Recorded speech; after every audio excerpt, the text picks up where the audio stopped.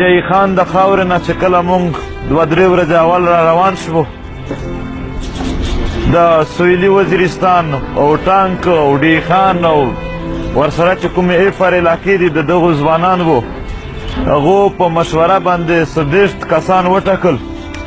چې لاړ به شو او د ټولو پښتنو کورونو ته به ورشو علاقو ته به ورشو ښارونو ته به ورشو او د یووالۍ او د اتفاق زکات به ځنه وغواړو خیرات به ځنه وغواړو چې پښتون کومه یو شه درد دی په ما دی په تا دی په هر یو دی او نه ختم کوونکی دی تر څو به موږ د خپل ځوانان داسې ظالمانو ته مخ ته پرېږدي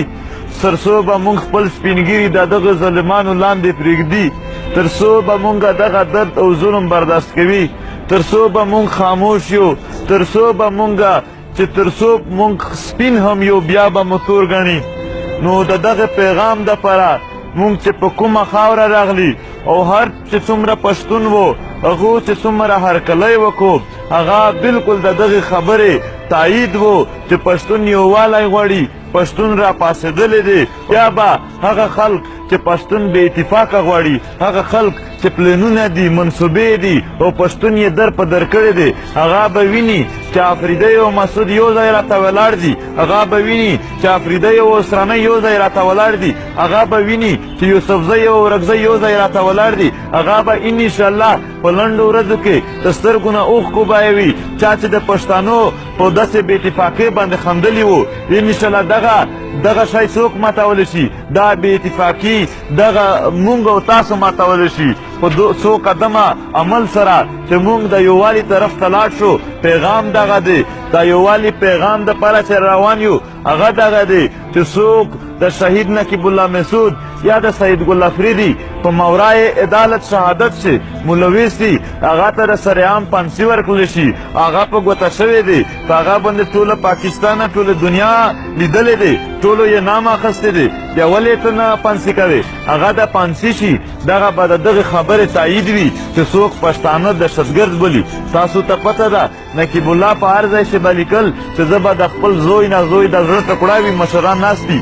خپله د زړه ټکړه یې د پاکستان فوج ته تحفه پیش کوله خو بیا هم نن دی د پاکستان په رجسټرونو ښه دهشتګرد لیکلی شوی دی دغه شی که چیرې پاکستان وایي سټیټ وایي چې واقعي موږ پښتون قوم ته دهشتګرد نه وایو او چې چا ورته لیکلی دی هغه ته د بیا پانسي ورکړي چې وضاحت وشي که چېرته دی هغه ته پانسي نه ورکوي دغه بیا دغه مطلب دی چې زه هم په شا ورسره ولاړ یم زه هم دغه پالیسي لرم دغه کس چې دومره ځای ته رسېدلی دی د پښتنو چې کوم دهشتګرد ټپه لګېدلی دی په دغه کښې به وضاحت وشي دومه خبره به دغه کوو چې څومره هم په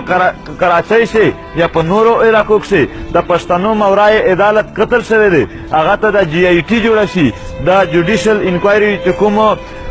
ټیم دی هغه د جوړ شي د چیف جسټس لاندې د ټولو هیرینګ وشي او هغه ټول کیسونه د راپاسول شي هغه د ټول وار وول شي او چې چا هم د پښتنو په مرګ شي ګوتې ولې دي څوک پکې ملوث دي هغه ته د پاکستان د قانون لاندې سزا ورکړلی شي ولې موږ نه وایو دا خو د دوی قانون وایي دا خو د پاکستان آئین وایي چې ته څوک ونسي هغه ملزم دی مجرم نه دی دی به ته عدالت ته پیش کوي په ده باندې به جرم عدالت ثابتوي نو که چېرته د عدالت نه بغیر چا سزا ورکړله د پاکستان آئین وایي چې هغه مجرم دی هغه آئین چې موږ د پټه خلک یې پېژنو هم نه مونږ خو د اف سی آر لاندې ژوند تېر کړی دی مونږ خو د پاکستان آئین نه دی جوړ کړی تاسو جوړ کړی دی تاسو یې فالو کوئ مونږ دپاره بدماشي مه جوړوئ آئین لاس زما مرګ ته ته ولې آئین لاس کې اخلې ته چې کله خپل ځان ته راشي خبره بیا آئین وي چې کله زما مرګ راشي یا نه آئین شته او نه څه شته او کلم کله بدماشي شروع شي کلم کله دښمني شروع شي نو دغه ورکول دي